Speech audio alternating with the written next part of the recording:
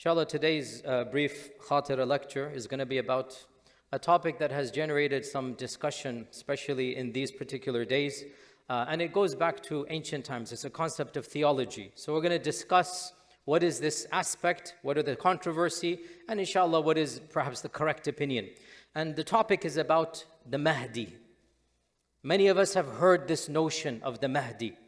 And it is mentioned in a number of books of hadith. And it is one of the key differences between our theology, Ahl Sunnah or Sunnism, and the non-Sunni group, the majority non-Sunni group. There's two main groups of Islam. So this notion of the Mahdi, it is one of the fundamental points of difference between us and between them. So firstly, what is the Mahdi? Secondly, what is the evidence of his existence and characteristics? And thirdly, what are some of the historical controversies that have taken place? The term Mahdi is a title, it's not a name. And it means the rightly guided. From Huda, the Mahdi, that he is guided. And so he will be guided and he will guide other people. So the Mahdi is somebody who is correctly guided. He has hidayah. He himself is upon the straight path. Now, the term Mahdi is not found in the Quran, meaning as a person going to come, nor is it found in the most authentic books of hadith, which is Sahih Bukhari and Sahih Muslim. But we do find references to this concept in some of the other books, such as the Sunnah of Abu Dawood, such as the Mustadrak al-Hakim, such as the Sunnah of Ibn Majah, such as the Musnad of Imam Ahmad. We find a number of traditions about a person. In some of them, his name is mentioned, Muhammad ibn Abdullah. The Prophet ﷺ said, hadith is in Abu Dawood, a man shall come towards the end of times. His name will be my name, and the name of his father will be the name of my father, meaning Muhammad ibn Abdullah. And in other traditions, his description is given. A man shall come with an aquiline nose and a broad forehead. And in other traditions, the time frame will be mentioned. Towards the end of times, a man shall come. In yet other traditions, the conditions of the time are mentioned.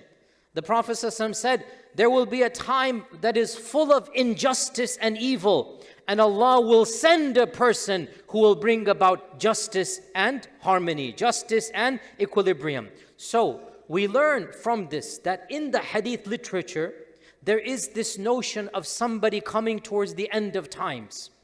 His name is going to be Muhammad ibn Abdullah, and his title, his description will be the Mahdi.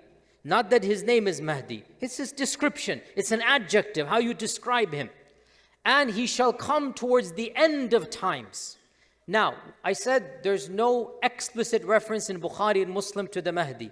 But there is implicit reference. There is implied reference in Bukhari and Muslim. For example, in Sahih Muslim, our Prophet ﷺ said that when Isa ibn Maryam will come down, your imam shall be from amongst you. وَإِمَامُكُمْ مِنْكُمْ. The term imam is used. Scholars have understood this is a reference to the Mahdi, even though it's not explicit. In another hadith, also Sahih Muslim, the Prophet ﷺ said, when Isa ibn Maryam comes down, he shall come down in the white minaret in Damascus. They say this is the Umayyad mosque, which was built after the hadith was mentioned. They say this is the Umayyad mosque. He's going to come down in the white minaret, and Salat al-Fajr adhan will have been given. The person will be leading or about to lead, and Isa ibn Maryam will come down.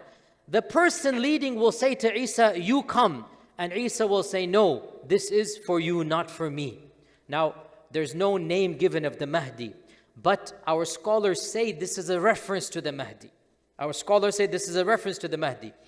If this is the case, then we learn the Mahdi is going to be a person who is alive when Isa and Dajjal are both here, which means the very end of times. If you go back to the lectures I gave here at Epic, the Signs of the Day of Judgment, I mentioned Isa and Dajjal. They are of the major signs right before the trumpet is blown. This is at the very end of times. The fact that Isa comes down and the Mahdi is leading Salah means that the Mahdi will witness this end of times. So the coming of the Mahdi is signaling the beginning of the very end, the last final days on earth. Now, this concept of Mahdi in our tradition, by our I mean Ahl Sunnah or Sunnism, it is very clear. This is not a supernatural person with wings, he's going to fly in the heavens. No.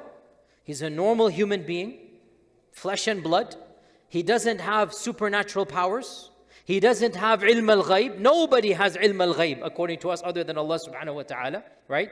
He does not say kun fayakun, only Allah is like this. Rather, he is a righteous human being and a person whom the ummah agrees upon that he should lead them during the time of fitna. There's going to be a time of civil war, a time of chaos, and the ummah shall agree, this is the person who shall lead us. That is the characteristic of the Mahdi. And he shall be fighting the dajjal until Isa comes. He won't be successful against dajjal, but he shall fortify the believers, waiting for Isa to come. Behind him, the believers will be fighting the dajjal, and when Isa comes down, Isa will take over, and Isa will kill the dajjal. So the Mahdi, according to our tradition, is a normal human being, of flesh and blood. He has no supernatural powers. He shall be born at the end of times and live a normal life and die, and that will be his demise. Now, the other group, the non-Sunni group, the major group that is, the second largest group of the Ummah, that group has a very different belief about the Mahdi. And they say the Mahdi has already been born, and the Mahdi for them is the 12th Imam. They have 12 Imams, according to their theology. From their standpoint, they say the Mahdi has already been born, and the Mahdi is currently alive amongst us, but he is hidden to the masses. He could be anywhere. He could be in this audience. He could be there. He could be here. He is alive and active, helping the poor and performing miracles. And according to them, he has supernatural powers. He knows ilm al-ghayb, and he can control the creation, and they give him powers that are, from our perspective, not appropriate. Like this is something only Allah Azza wa Jal has, but from their perspective, they say, no, all of the Imams have it, and this is now the 12th Imam who is currently alive, but he's in hiding. They say that the Imam is alive, but in hiding. And when the Imam returns, he's not going to be born, he's already born. He's going to be zuhur, he's going to become apparent. And he will reveal himself, kashf, he will reveal himself. Not that he's going to be born and live no, according to us, the Mahdi is going to be born normal birth, live a normal life. In fact, in one hadith, in the Musnad Imam Ahmad, there's a reference that the Mahdi might not even be pious in his youth, and he will become pious when he becomes older. The phrase is, يُصْلِحُهُ اللَّهُ فِي لَيْلَةٍ. In one night, Allah will rectify him, which means he was not rectified, which means he might have not been the best person. Then one night or something's going to happen and he will become a very pious person. Then people will begin to respect him, and then people shall eventually say, we want you to be in charge. And then the times and the end of times will happen. According to the other group, the Mahdi is currently alive and hidden amongst us. And the Mahdi, when he comes back, the main purpose for that group is not to fight against Dajjal or no, it's something that is actually awkward to say, and that is, according to them, the Mahdi will bring back the rights of the Ahl al-Bayt and will exact revenge upon those that oppose the Ahl al-Bayt. And if you understand this, then fine. If not, then don't worry about it. This is one of the awkward topics. We don't want to flare sectarianism, but we have to teach facts. So we try to unify as much as possible, but this is a fact that does divide, and we try to explain without provoking hatred. We're trying to be factual without incendiary topics, but fact of the matter is, some people from that group believe that the Mahdi is going to massacre not the followers of Dajjal, but Muslims who didn't agree with their theology. And that's obviously problematic because that raises sectarianism. We strongly disagree with this. So this is Sunnism, this is non-Sunnism. I didn't mention the term on purpose. Now, has there been any controversy within our Sunni Islam? Yes, definitely. There has always been dissenting voices even within our tradition.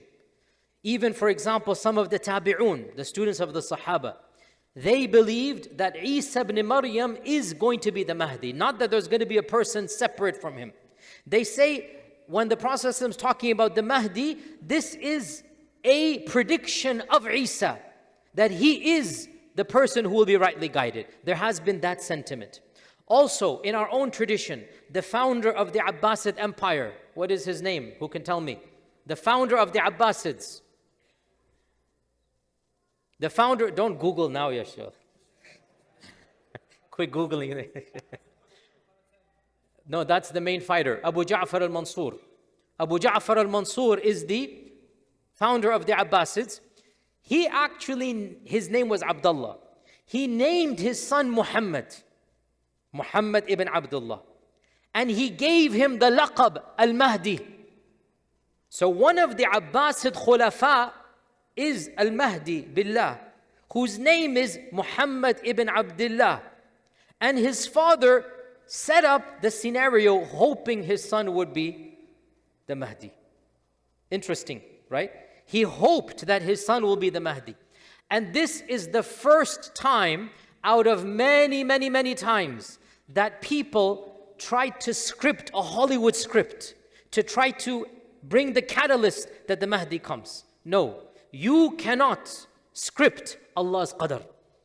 You cannot script the actual plan that's going to happen. Allah will bring it to happen. You cannot act the act.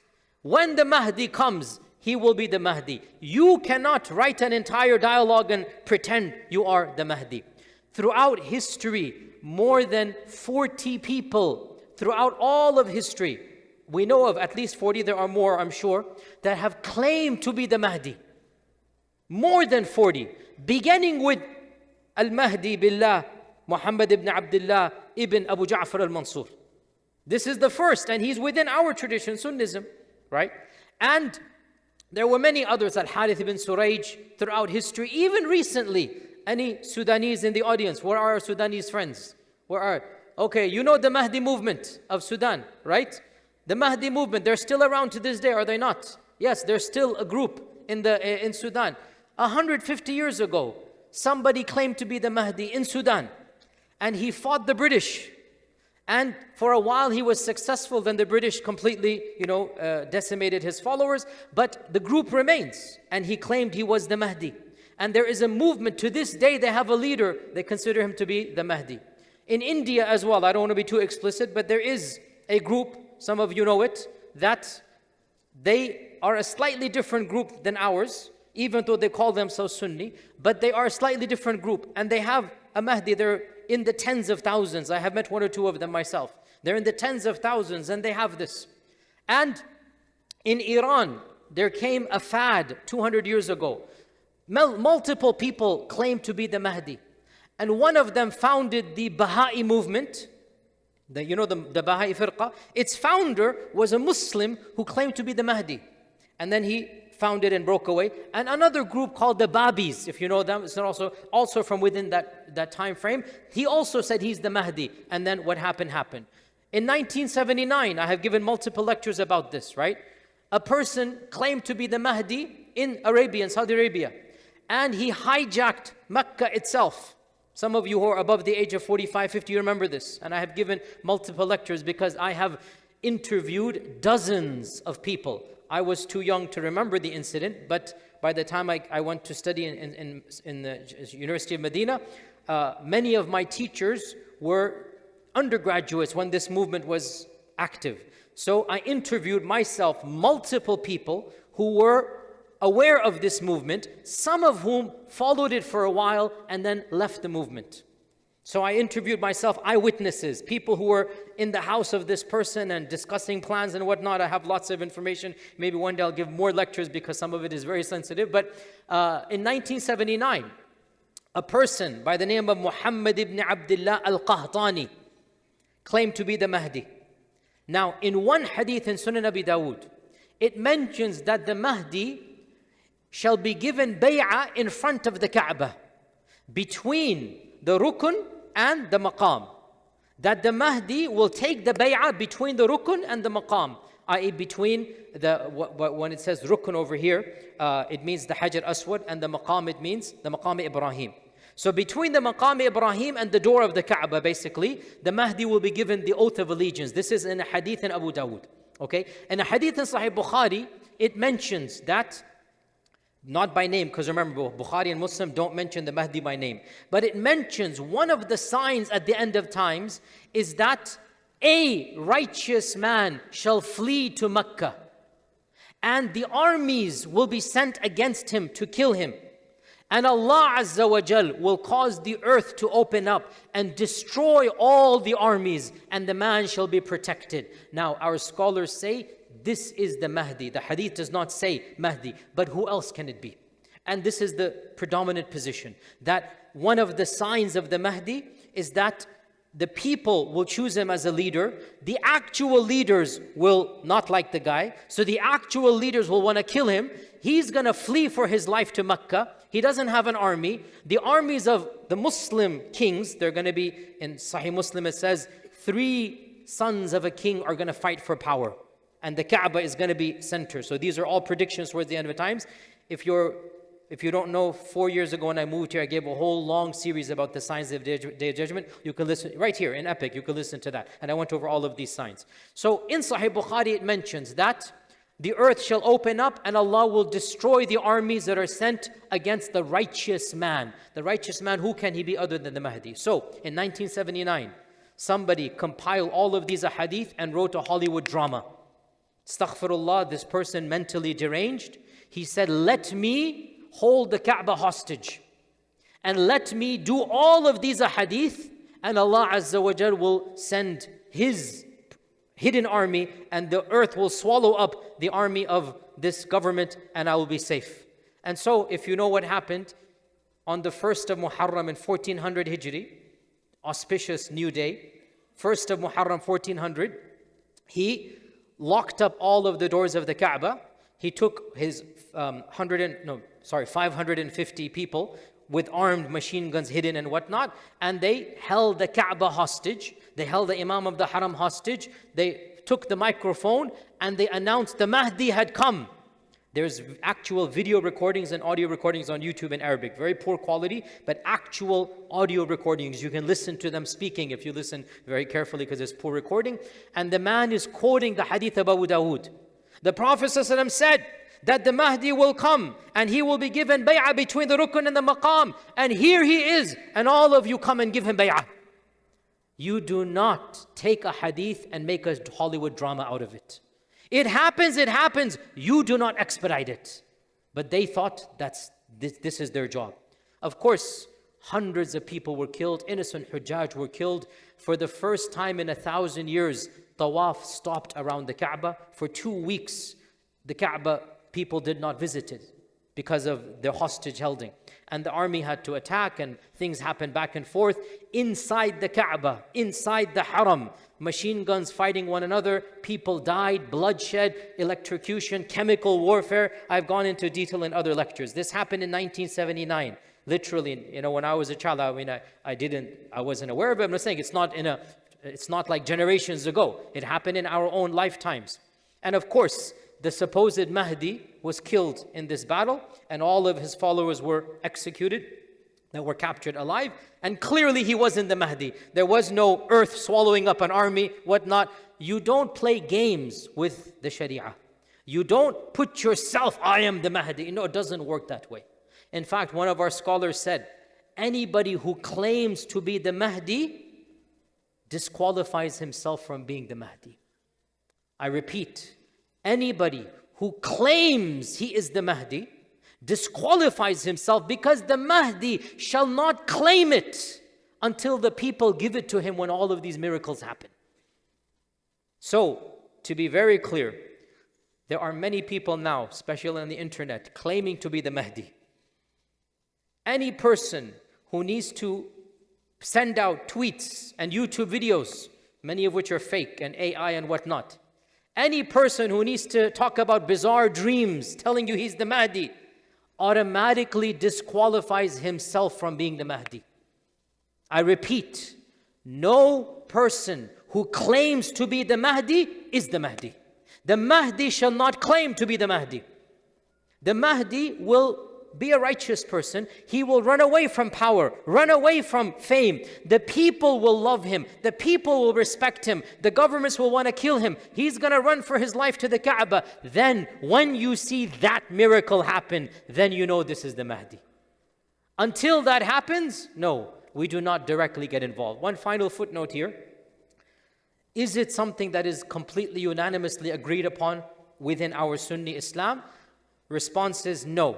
The vast majority of ulama say yes, there is a concept called the Mahdi. But throughout history, there have always been some ulama, minority, but they have been there. Ibn Khaldun, for example, said all of the ahadith of the Mahdi, they are weak. And another scholar of the 70s, a great scholar, the chief judge of the state of Qatar, Abdullah al-Mahmoud, Shaykh Abdullah al-Mahmoud. He is actually one of the contemporaries of Shaykh bin Baz. He's a student of Muhammad ibn Ibrahim. He's coming from definitely the mainstream, hardcore Sunni tradition. He's not an outsider.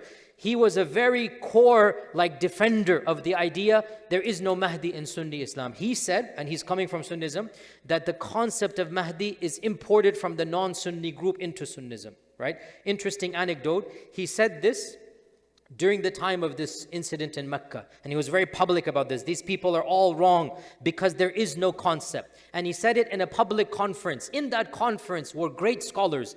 Shaykh al-Albani, if you know his name. Shaykh Yusuf al-Qardawi. Shaykh Muhammad al-Ghazali, if you know his name. All of these people were in that conference. Now, Shaykh Abdullah al-Mahmoud was senior to them in age. And he made a blunt statement. La Mahdiyyata fil Islam. This is something that has come from the non-Sunni group and infiltrated our Sunni books. All of the ahadith of the Mahdi, according to him, are weak and fabricated. Shaykh al-Albani said, I want to have a debate with you. As a young man at the time, or middle-aged man. And in the room was Shaykh Yusuf al-Qardawi and Shaykh Muhammad al-Ghazali and others. Can you imagine this, And according to the people that were there, I'm just listening to them. According to the people that were there, Shaykh Abdullah was not convinced and he remained firm on his position. There is no such thing as the Mahdi. Now, interestingly enough, Shaykh Qardawi eventually adopted this position as well. And Shaykh Qardawi also said, I don't accept these ahadith as being authentic, and this is something that is not something that we should believe in. Khair, that's their opinion. I respect their opinion. I'm telling you factually, the vast majority of our scholars, Ibn Hajar, Ash-Shawkani, in fact, great scholars of hadith, As-Sakhawi and others, they said these hadith are authentic. So the default position is that there is this notion of Mahdi. However, in our tradition, the Mahdi does not form a major basis of our theology. It's in the footnotes, it's there. As for the non-Sunni group, the belief in the Mahdi is of course central. It is the pillar of their theology, and for us it is something incidental, so much so, even if somebody denies it and says the hadith are not authentic, he's still within Sunnism. We've had people that have said this, that this concept is not authentic for our traditions, he's still within Sunnism. In any case, I wanted to conclude on the key point here, because there's a lot of confusion and people are saying this. Listen to me carefully. What did I tell you? If somebody claims he's the Mahdi, he cannot be the Mahdi. So understand this point here. I actually believe there is somebody going to come called the Mahdi, right? But anybody who claims this right now is a liar. We will only know the Mahdi. When will we know? When the signs come. And what is the main sign? That Allah subhanahu wa ta'ala will miraculously defend the Mahdi in the haram itself. And the Kaaba shall protect this person, and armies sent to kill him, that army will be vanquished without any bloodshed from our side, because we are not allowed to shed blood in Mecca. But Allah Azza wa Jal will cause an earthquake, and that's Allah's qadr upon those people. When that happens, that is the sign of the Mahdi. Until then, final point, I keep on saying final point, one of our scholars mentioned, why does Shaykh Qardawi not like the concept of the Mahdi, by the way? Shaykh Qardawi, and I respect him immensely, Shaykh Qardawi said, too many people have stopped political activism, thinking that the Mahdi will come and save them. And he said, this is not Islam. Even if there is the Mahdi or not, you don't just sit back and say, we're going to do nothing. You must try your best to bring about a better world. You must try to bring about better society. And when the Mahdi comes, good. But until the Mahdi comes, we all have work to do. And we cannot use the concept of the Mahdi to become immobilized, to become lazy. If the Mahdi comes, when the Mahdi comes, good for us. Actually, we don't want to be there when he does come. We hope and pray we don't see that day, right? But regardless of that belief, we still have an obligation to form a better society and to bring about as much peace and justice as we can. And with that, inshallah, I hope there was some benefit in these comments. I will continue next week. Jazakumullah khair. Assalamu alaikum wa rahmatullahi wa barakatuh.